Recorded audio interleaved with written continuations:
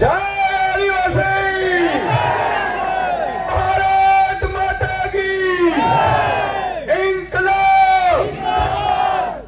મિત્રો, આજે હું જ્યારે ડેડિયાપાડા, નર્મદા અને આદિવાસીની ધરતી ઉપર આવું છું ત્યારે મને ભારતના એ મૂળ આદિવાસીઓ નજરે પડે છે જેણે આ ધરતીને બચાવી છે. સાહેબ, જળ જંગલ જમલને તમે બચાવી છે. સાહેબ, આજે મને ગર્વ થાય છે કે એક આદિવાસીનો દીકરો જેલમાં છે, એને બચાવવા માટે, એના સમર્થન માટે આ 1.5 લાખ સિગ્નેચર પેલા ઝાટકે તમે કર્યું છે.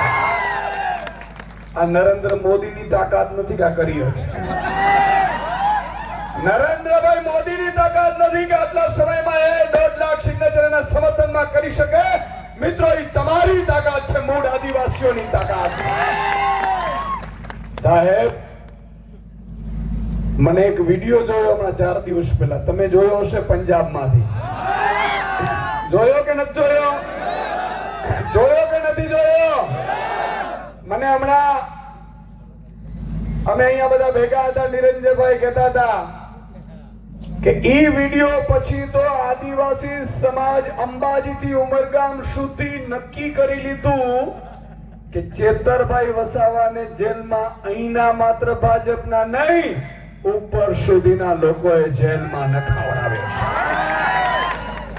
અને એક પ્રધાનમંત્રી પંજાબની ધરતી ઉપરથી, સાહેબ, 22 રાજ્યોમાં જેની સરકાર છે, હજારો ધારાસભ્યો છે, સાંસદો છે, ઈ આપણા નાયક ચેતર વસાવાનું નામ લેવું પડે ને ધ્રુજારી બતાવે છે. એમને એમ નથી સાહેબ, ચેતર વસાવા એમને એમ પેદા નથી થતા. એના માટે જેલ હોય કે એના માટે મોટી આફતો હોય, એનાથી રસ્તા કાઢતા હોય ને એનું નામ ચેતર વસાવા. સાહેબ, આજે તમને એ ખબર પડી ગઈ કે નહીં કે આ જેલમાં નખાવાનું કાળુતરું કોને રચ્યું તું? ખબર પડી ગઈ? પડી ગઈ? મિત્રો, આજે એક ન્યૂઝપેપરના સમાચાર આવ્યા છે. ભાજપ પણ એવું કે છે વારંવાર કે સુદાનભાઈ, તમે ને ચેતરભાઈ ને આ બધા લોકો તમે એમ કહો છો કોર્ટે સજા આપી છે, ભાજપે નથી આપી, કોર્ટે સજા આપી છે. મિત્રો, મારી પાસે એક આજનો જ સમાચાર છે. આ ભાજપ વાળાની એક-એકની પોલ ખોલી નાખતા સમાચાર છે. એ તમારી સમક્ષ હું વાંચવા માંગીશ. આ બરોબર મીડિયા વાળાને પણ કહું છું કે લેજો. બીજી વાર ભાજપ વાળાની ઓકાત ન હોવી જોઈએ કે ચેતર વસાવાની જેલમાં રાખવાની હિંમત કરે. સાહેબ, એક સમાચાર છે કે ગુજરાતની કોર્ટમાં 16 લાખ કેસ પેન્ડિંગ છે. 16 લાખ. કેટલા? કેટલા? હવે તમને બીજું એમાંથી સંદર્ભના સમાચાર વાંચું કે એમાંથી 30 વર્ષથી વધુ હોય એવા 19 છે અને 10 વર્ષથી વધુ હોય એવા 25,287 છે અને 5 વર્ષથી વધુ હોય એવા 70,000 છે. તમે વિચાર કરો મિત્રો કે 1 લાખ કેસ એવા છે જે 5 થી 10 વર્ષથી વધુના છે, જ્યારે ચેતરભાઈ વસાવાનો તો હમણાં જ કેસ થયો તો ભાઈ. પડી ખબર? ચેતરભાઈ વસાવાને તમે 3 વર્ષમાં સજા કરાવી શકો તો આ 16 લાખ કેસ પેન્ડિંગ છે, એને કેમ સજા ન થઈ? એનો મતલબ ઈ થયો મિત્રો કે ભાજપે ચેતરભાઈ વસાવાને ખતમ કરવાનું ષડયંત્ર કર્યું. ચેતરભાઈ વસાવાનો ગુનો શું હતો? ચેતરભાઈ વસાવા તમારું અવાજ બનતા હતા અને ભાજપ તરફથી જે આપતો આવતી હતી ને એ એકલા મોરે મોરો દેતા હતા ને એટલા માટે ખતમ કરવાનું કર્યું.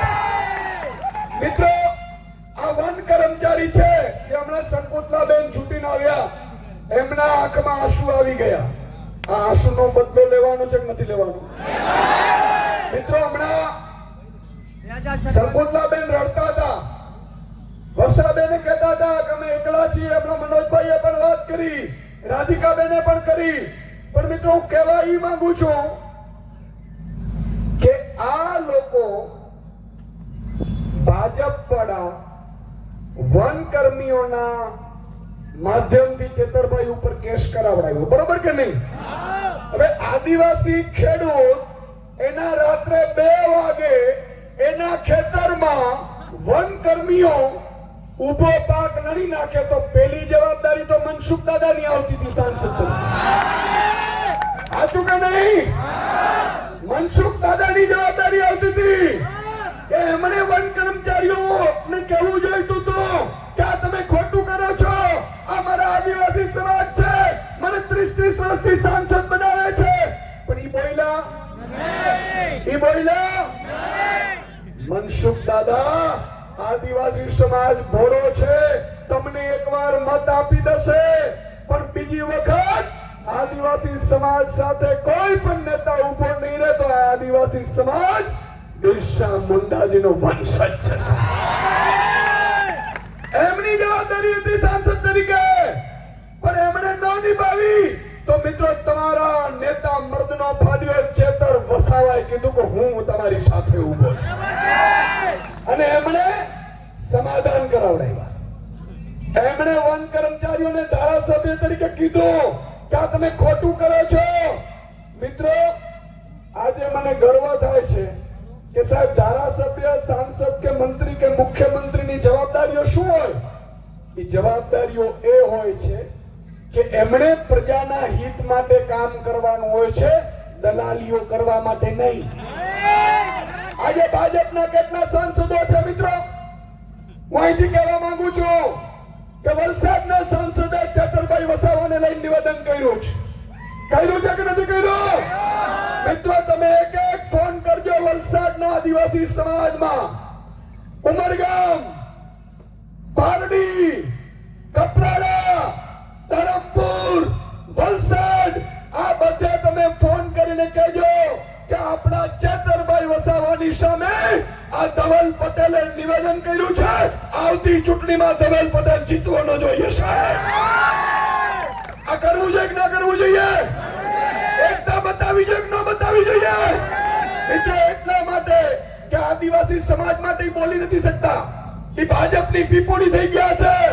આજે ગણપત વસાવા છે, આટલા સમયથી મંત્રી રહ્યા. ગણપતભાઈએ ક્યારે જળ જંગલ જમીનનો મુદ્દો ઉઠાવ્યો હોય તો મને કયો સાહેબ? 73 જમીનનો મુદ્દો ઉઠાવ્યો હોય તો કયો? આદિવાસી સમાજ 30 વર્ષથી પછાત છે મિત્રો, આ ભાજપના કારણે. અને ભાજપ તો આપણે વનવાસી કરવા નીકળ્યું હતું, બરોબર કે નહીં? ભાજપ એવું કહેતું હતું આ તો વનવાસી છે. અરે વનવાસી નથી ભાજપ બનાવો, તમારો જન્મ નતો થયો ને ત્યાંના મૂળ આદિવાસીઓ અમે છીએ. અમે આ ધરતીના માલિક છીએ, જળ જંગલ જમીનના મુદ્દા અમે ઉઠાવીએ છીએ. તો મિત્રો આજે આ એક મેસેજ આપવો જોઈએ. આજે આ 1.5 લાખ સિગ્નેચર સાથે આપણે જશું કલેક્ટર ઓફિસે, પણ કલેક્ટરની તાકાત નથી, ઈ ઉપર નહીં કહી શકે. એટલા માટે જ આપણે રાષ્ટ્રપતિ શ્રીને લખ્યા છે, અને આવેદનમાં બહુ ક્લિયર સાથે લખ્યું છે.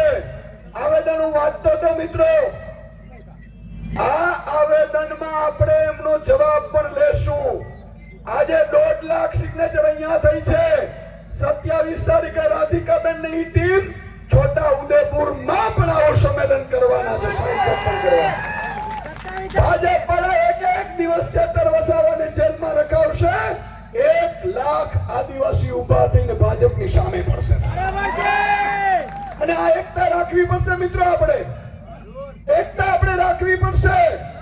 જો આપણે એકતા નહીં રાખીએ તો આ લોકો હવે જળ જંગલ જમીન તો ઠીક, આદિવાસી સમાજને ભાજપ રેવા પણ નહીં દે.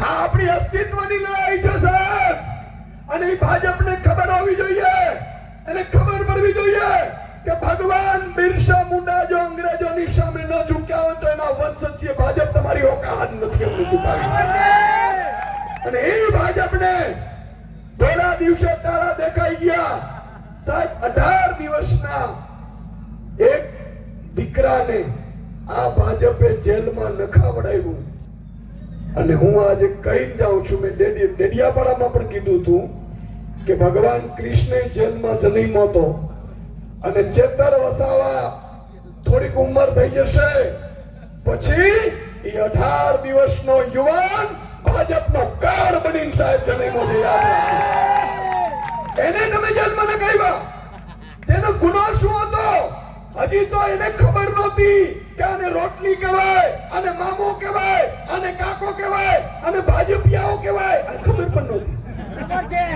પણ ભાજપિયાઓને કહેવા માંગુ છું મિત્રો અને એક પંક્તિ સાથે મારું આપણે પૂરું કરીશું બાકી આપણે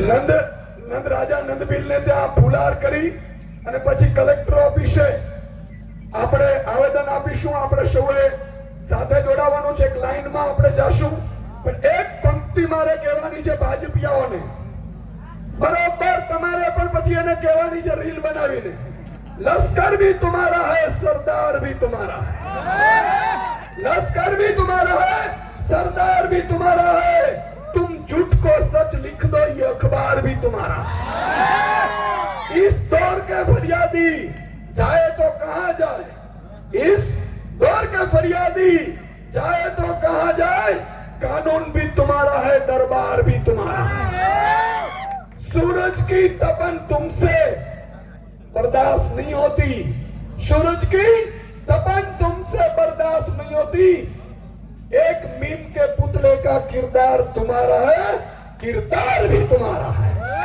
આજે આદિવાસી સમાજે એકતા બતાવી છે મિત્રો અત્યાર સુધી મને યાદ નથી કે કોઈ નેતાના સમર્થનમાં 1.5 લાખ સિગ્નેચર થયો હોય પણ હવે આ સિગ્નેચર ધીરે ધીરે ધીરે ધીરે 10 લાખ સુધી પહોંચાડવા બોલે પહોંચાડવાની કે નથી આ તો કરીને મને વચન આપો પહોંચાડવાની છે કે નથી પહોંચાડવાની બોલો આદિવાસી